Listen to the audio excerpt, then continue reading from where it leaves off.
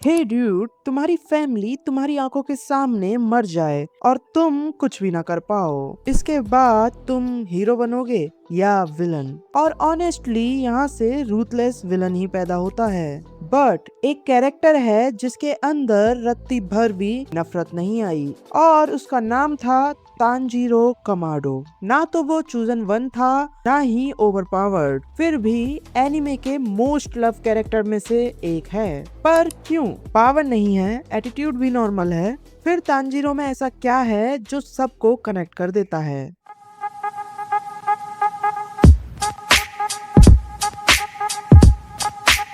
Hello everyone, let's be real. Tanjiro की life simple थी। Mountain village, छोटा सा घर, डेली रूटीन, काम करो, घर चलाओ, फैमिली के साथ टाइम स्पेंड करो, बस इतना ही। वो हीरो बनना नहीं चाहता था, वो बस एक अच्छा बेटा और भाई बनना चाहता था। फिर एक दिन सब खत्म। वो घर लौटता है काम से एंड दरवाजा खुलता है और सब कुछ चेंज हो चुका होता है। कोई साउंड नहीं, सिर्फ साइलेंस। फ्लोर पे खून और उसकी फैमिली ऑलरेडी डेड हो चुकी थी। नो बिल्डअप, नो वार्निंग, बस एक इंस्टेंट लॉस। और उसमें सिर्फ एक इंसान बची, नेजुको, उसकी बहन। लेकिन वो अब इंसान नहीं थी, डेविल बन चुकी थी। यहाँ पे उसके पास सिर्फ एक ही ऑप्शन था, अपनी बहन को मारना।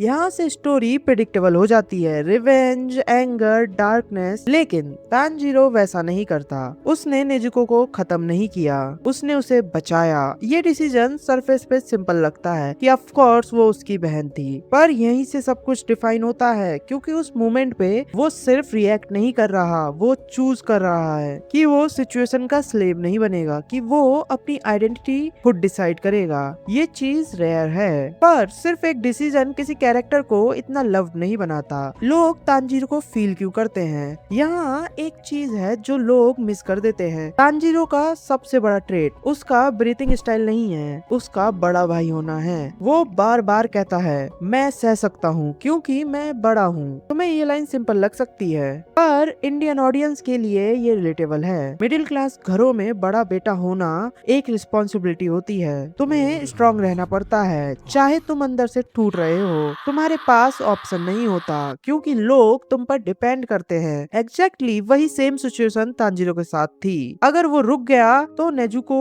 का क्या होगा? इसीलिए उसका डिसिप्लिन टैलेंट से नहीं आता, जरूरत से आता है। तांजीरो की एक और मेन खूबी है उसकी काइंडनेस, पर ये कोई सॉफ्ट काइंडनेस नहीं है, ये स्ट्रॉन्ग काइंडनेस है। डिफरेंस समझो, सॉफ्ट काइंडनेस इग्नोर कर देती है, स्ट्रॉन्ग काइंडनेस समझती है और फिर भी सही डिसीजन लेती है। तांजीरो जब डीमंस से लड़ता है, वो उन्हें बस एनिमी नहीं समझता, वो ऑब्जर्व करता है, उनके एक्सप्रेशंस, उनका रिएक्शन। उससे पता चलता है ये क्रिएचर्स सिर्फ मॉन्स्टर नहीं है, ये ब्रोकन लोग हैं। हर डीमन की एक स्टोरी है और तांजीरो से इग्नोर नहीं करता। इसीलिए जब वो फाइट करता है, वो हेट के साथ नहीं करता। और एक और चीज है जो बहुत लोग नोटिस करते हैं पर समझते नहीं, तांजीरो की सेंस ऑफ स्मेल। सरफेस पे लगता है वो बस एनिमीज डिटेक्ट करता है, पर वो इमोशंस डिटेक्ट करता है, वो गिल्ट फील करता है, वो सैडनेस महसूस करता है। जब वो डीमंस से लड़ता है, वो उनकी स्ट्रेंथ नहीं, उनकी स्टेट समझ रहा होता है। वो देख रहा होता है ये इंसान कब टूट गया। ये एबिलिटी एक पावर नहीं है, ये उसकी एम्पैथी का फिजिकल फॉर्म है। हम क्या करते हैं जब हम किसी से नफरत करते हैं? हम उसे इंसान देखना बंद कर देते हैं, पर तांजीरो ऐसा नहीं कर पाता, इसीलिए उसकी फाइट्स अलग लगती हैं। लेकिन एक कॉन्ट्राडिक्शन है, अगर वो इतना समझता है तो वो उन्हें खत्म ही क्यों करता है?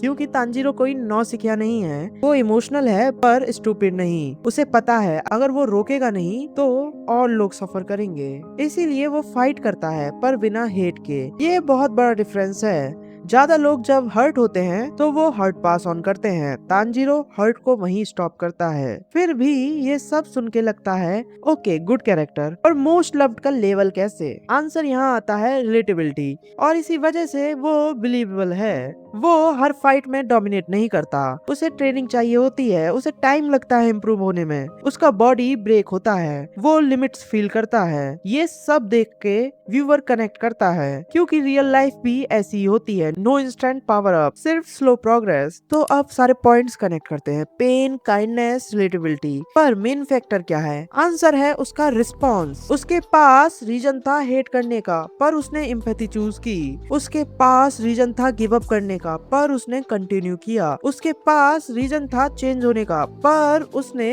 अपनी कोर नेचर नहीं छोड़ी। तांजीरो लव्ड है क्योंकि वो हमें एक पॉसिबिलिटी दिखाता है कि सिचुएशन चाहे कितनी भी खराब हो, तुम फिर भी गलत इंसान बनने से बच सकते हो। वो परफेक्ट नहीं है, पर वो कॉन्शियस है, हर बार डिसाइड करता है कि वो कौन सा वर्जन बनेगा। इसीलिए तांजीरो सिर्फ एक कैरेक्टर नहीं है, वो एक रिमाइंडर है कि तुम्हारी लाइफ तुम्हें डिफाइन नहीं करती, तुम्हारी चॉइसेस करती हैं।